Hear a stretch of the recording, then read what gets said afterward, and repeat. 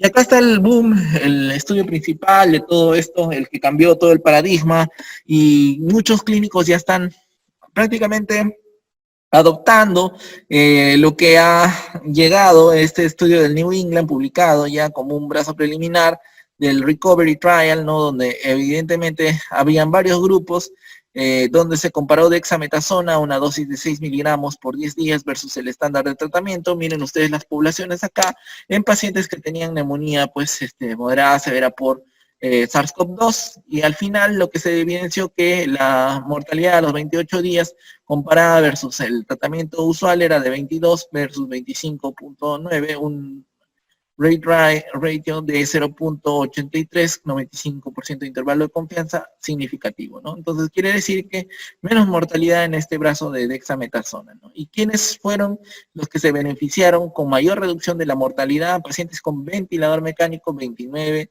versus 41, es decir, un ratio de 0.64, ¿no? Es decir, 36% menos de riesgo de mortalidad. Igual acá, en pacientes que recibían oxígeno sin soporte de ventilador mecánico, estábamos hablando de un 18% de reducción. Entonces, ¿quién se benefició más? Los pacientes con ventilación mecánica, ¿no? Entonces, si nos dicen ahí quiénes se benefician más para los corticoides, son los pacientes que están en ventilador mecánica. Esto es solamente un estudio y no nos relata lo que pasa en estudios de subpoblaciones, ¿no? Entonces es importante que hay que ver esta parte. Entonces, los outcomes secundarios, ¿no? En el brazo de dexametasona, como ven, hubo una hospitalización entre 2 y 13 días. En este tema no hubo tanto impacto clínico, ¿no? Y menos riesgo de progresión a ventilación mecánica, ¿no? Pero hay que ver el tema más importante, que es el ventilador mecánico, ¿no? Y el beneficio clínico, que fue uno y que justamente ha dado pie para que cambien todas las guías clínicas actuales, ¿no? Entonces, la mayoría está utilizando dexametasona. Ahora la pregunta es, ¿solo dexametasona o es que realmente se proponen los equivalentes? Si es que uno ha leído bien el estudio y el recovery, ahí se dan los anexos, las drogas alternas que pueden ser utilizadas. Entonces, en sitios donde no tenemos dexametasona, tendrá la misma efectividad la metilprednisolona, tendrá la misma efectividad la hidrocortisona, que es más mineralocorticoide en este caso. Eso es algo que tenemos que ver realmente. Nosotros y en las sociedades han recomendado bastante hidrocortisona para el tema de pacientes que entran con SARS-CoV-2 y shock, por ejemplo, ¿no? De acorde a lo que habíamos dicho de las guías de Surviving Sepsis. Entonces, tienen acá dexametasona, ¿no? Y justamente lo que nos trajo, ¿no? Entonces, realmente había un pequeño porcentaje de pacientes que fueron dejados de seguir. Acá se utilizó bastante la población por intención de tratamiento. Hubo una diferencia significativa en el brazo de dexametasona, ¿no? En comparación a los de Standard of Care, una randomización bien hecha en base a un sistema que fue de asignamiento adecuado.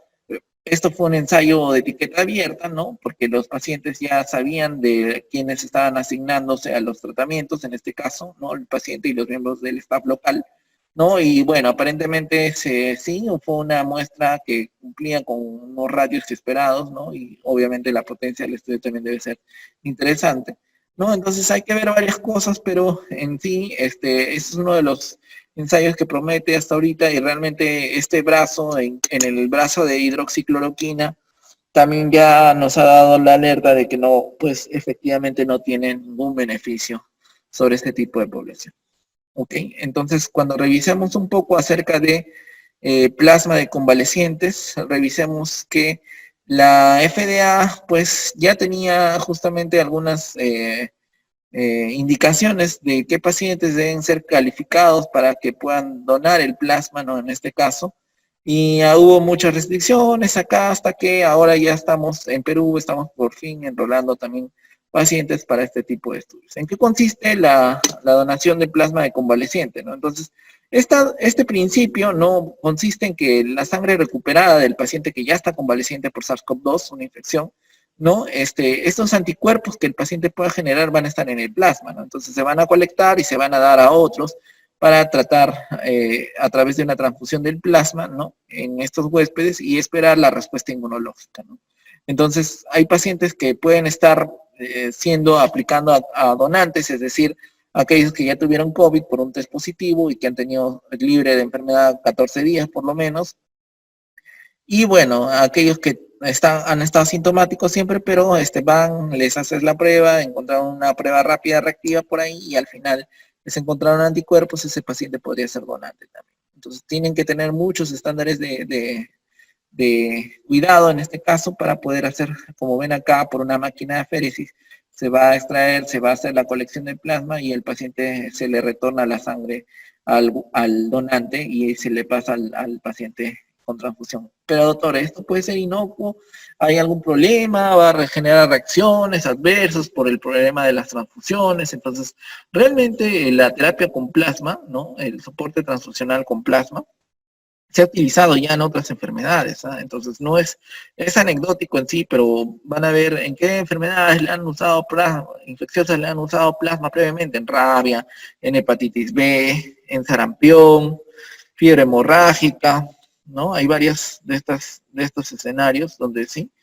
Fiebre hemorrágica es justamente una de ellas donde tiene más evidencia tal vez el uso de plasma, ¿no? Pero también se ha utilizado en otros escenarios, por ejemplo, en MERS también tenemos algún tipo de reporte, sobre todo para ver si el plasma de convaleciente puede ser utilizado. Entonces, esto, entre comillas, el efecto que te va a dar es la posibilidad de que el transfundido tenga mayor capacidad para que pueda combatir este virus, ¿no? Entonces, realmente se está tratando de ver, sobre todo, incluso hasta en el escenario de prevención como profilaxis, pero realmente todo tiene que estar bien diseñados para hacer un estudio randomizado, ¿no? Entonces, hay muchas cosas que todavía se desconocen, pero este es el principio básico. Y es que uno puede predecir las respuestas inmunes frente a SARS-CoV-2, y miren ustedes que es todo un armatoste, ¿no? Es decir, todo un complejo que hay que evaluar. Como ven acá, ya hemos visto los receptores, la endocitosis, ¿no? Una vez que pasa todo el proceso de traducción, liberación de todo el nuevo material para la exocitosis, ¿no? Pero sin embargo acá está todas estas rutas de antiinflamatorias, ¿no? Las citoquinas proinflamatorias, interferón alfa, inmunoglobulinas, por acá los otros marcadores, y por acá también algunos inhibidores que cuando sale y produce toda esta cascada inmunológica que ya hemos visto, justamente debería estar mediada, ¿no? A través de estos receptores de JAK2, TYK2, con el complejo de interferón alfa beta, debería haber un mediador justamente, y es que estas respuestas a través de la transfusión con plasma podrían mejorarse justamente. Entonces, leamos un poco acerca de los estudios y los efectos del plasma, la terapia con plasma convaleciente, ¿no? En pacientes que tienen enfermedad severa y justamente en COVID-19. Hubo una mejoría clínica, este fue uno de los estudios que ha sido publicado también en el JAMA, ¿no? Donde hubo mejoría clínica el día 28, en el brazo de plasma 51.9 versus 43.1 en el brazo control, en mejoría clínica con un hazard ratio de 1.4, hubo una reducción de 2 puntos en la escala ordinal de 6 categorías, y sin embargo, en este estudio hubo un problema que fue el estudio con término precoz por falta de enrolamiento. Esto fue al comienzo en una de las, si no recuerdo fue en China, donde al final pues estaban haciendo control de la epidemia y pues al final no terminaban de enrolar la muestra para demostrar una diferencia estadísticamente significativa, ¿no? Pero miren ustedes que la mayor parte de pacientes, ¿no? Que se enrolaban para el grupo de plasma eran aquellos que tenían justamente ya el tiempo entre el desarrollo de síntomas y la randomización era más de 14 días. Esto es algo muy importante y que justamente varios de los estudios se expresan en sus limitaciones. Si tú quieres dar un antiviral, el momento óptimo para darlo es en el momento de la primera semana. Entonces, muchos pacientes no llegan en ese momento, llegan para enrolarse en la segunda semana donde ya hay una fase inmunológica. Entonces, si tú quieres evaluar bien el efecto de un antiviral, deberíamos utilizarlo, sí, precozmente. Entonces, por ahí hay algunas opciones que vamos a mencionar, pero en el caso del plasma convaleciente también pasó lo mismo, ¿no? Este es un estudio chino y la mayor parte de pacientes eran enrolados ya más de 14 días. Al final, bueno, en estos pacientes, si bien es cierto, acá no hubo diferencias en cuanto a la mortalidad, ¿no?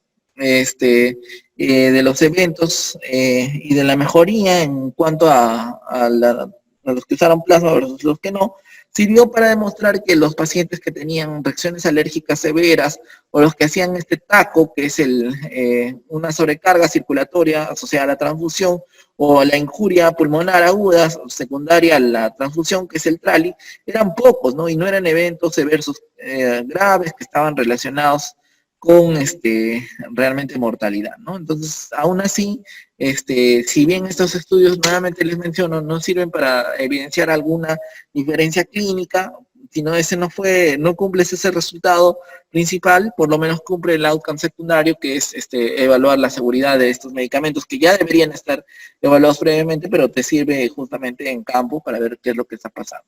Cuando uno ya revisa la librería Cochrane para ver si hay algo más acerca del uso de plasma de convaleciente, de uso de inmunoglobulina, no hay efectividad en el tratamiento, ¿no? Con plasma convaleciente. No se sabe, entonces uno realmente no sabe si es que la mejoría de los pocos estudios que hay es realmente solamente el hecho de que le estás haciendo la transfusión por plasma, o es que hay falta de comparadores en los estudios. Las dosis no están especificadas de la transfusión de plasma, lógicamente, tampoco no hay una medición de anticuerpos totales o neutralizantes en el huésped que es transfundido. ¿Cuándo realizamos? ¿En qué momento? Si lo hacemos de manera precoz o si lo hacemos de manera posterior.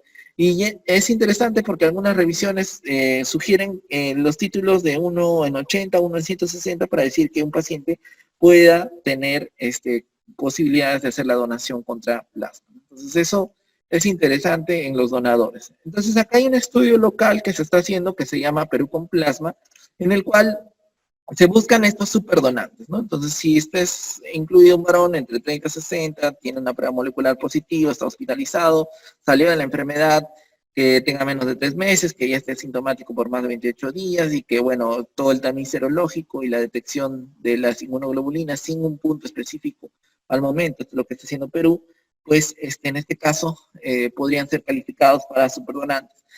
Aquellos que tienen mayor chance de tener anticuerpos antileucocitarios, mujeres gestantes, pueden tener alguno de estos criterios también para ver si pueden ser donantes o no. Entonces, ahí está la página de Perú con Plasma, pueden ver, acá están los criterios de inclusión, a quienes se les va a donar el plasma, en este caso a los pacientes que están saturando menos de 93, frecuencia respiratoria más de 22, PAFI menos de 300, los que están con ventilación mecánica menos de 72 horas, ¿no? Entonces, en ellos podría administrarse, miren ustedes que incluso es un tiempo ya un poco tardío por aquellos que están con ventilador mecánico, no gestantes, no infección multisistémica grave, los que estén deslizando en shock, usando vasopresores, o los que han tenido síndrome coronario agudo, o los que están sangrando a nivel intracraneal menos de 7 días. En este caso, hay que ver muy bien a quién está dirigido eso, y como tal, es algo que se está aplicando, pero como les digo, son muchas las limitantes. Si uno quiere hacer